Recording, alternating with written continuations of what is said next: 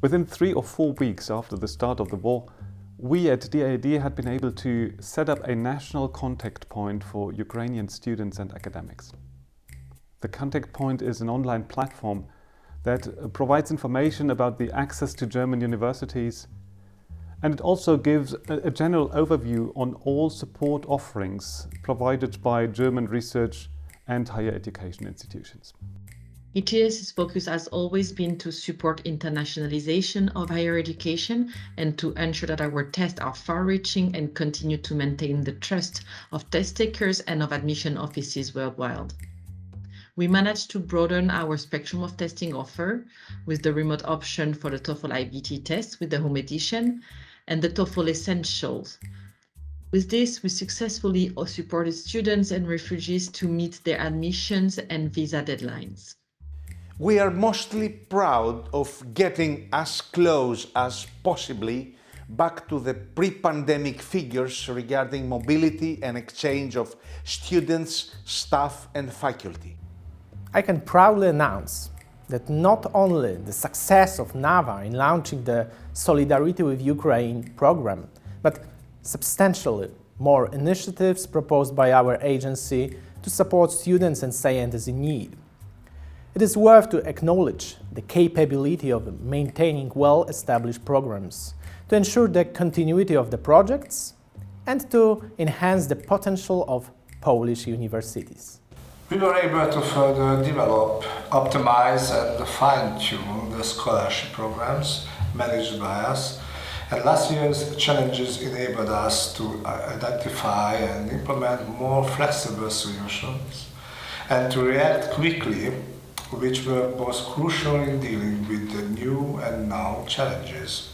We're very proud of the strong relationship we have built and maintained with international students and researchers since the beginning of the health crisis, and particularly with our scholarship holders. I think of the turmoil they went through during the successive lockdowns when they were already in France or still in their home countries.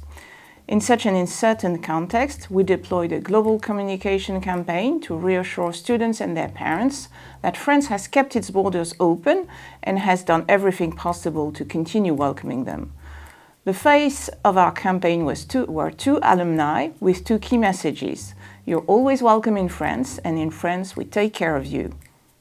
On our team, our old and new staff that managed to push comprehensive and inclusive internationalization in spite of all external and internal challenges. To me, it has been striking that we have been able to uphold such a good level of production and service, despite having nearly all of our personnel working from home. A major factor has been the relative high degree of digitalization of our work processes. 2022, we were able to celebrate the 5th anniversary of EACEA. We are very proud of what we have achieved in the last 5 years.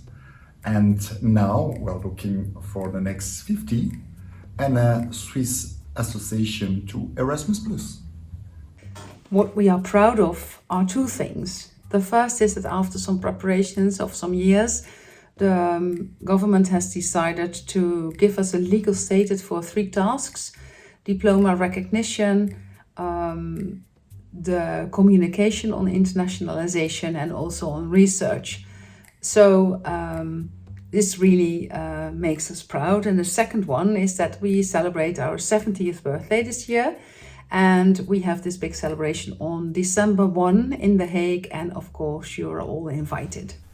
I'm very proud that we managed to integrate the national agency Erasmus Plus Youth into ÖAD. So we have the different Erasmus schemes in our organization now.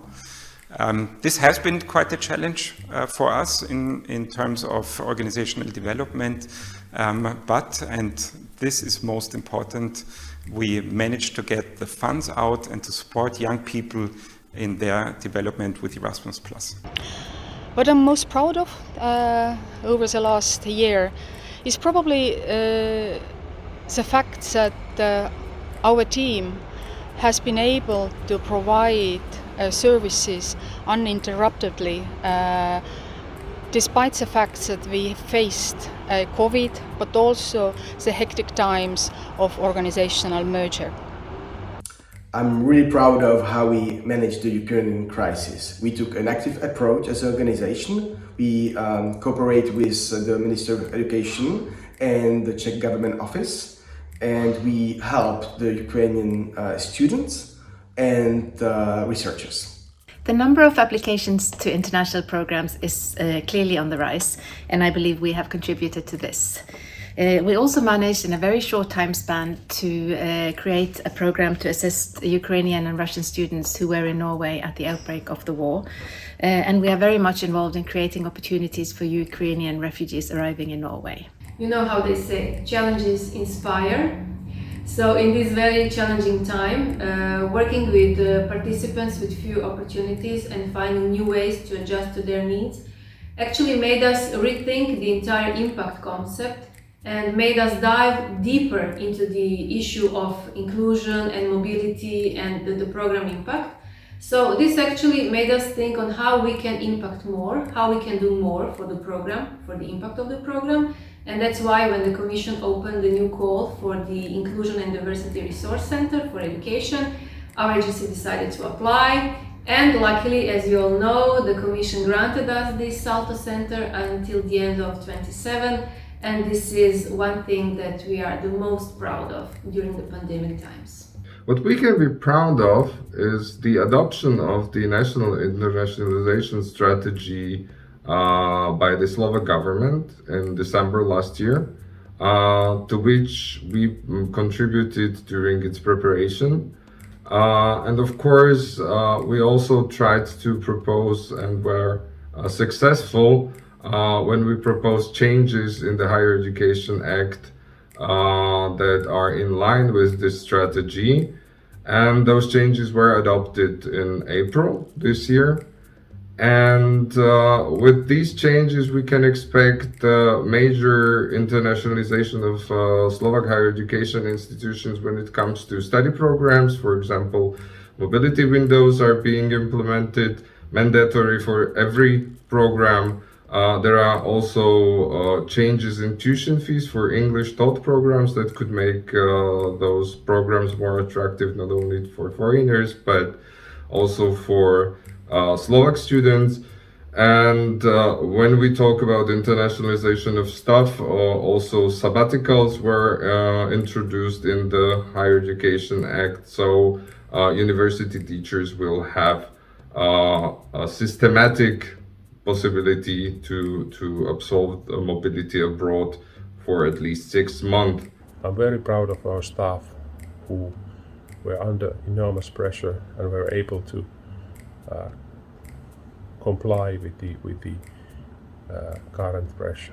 What I'm currently most proud of are the two possibilities ahead of us to promote the values of Italian educational system by opening new offices abroad in new areas of governmental interest.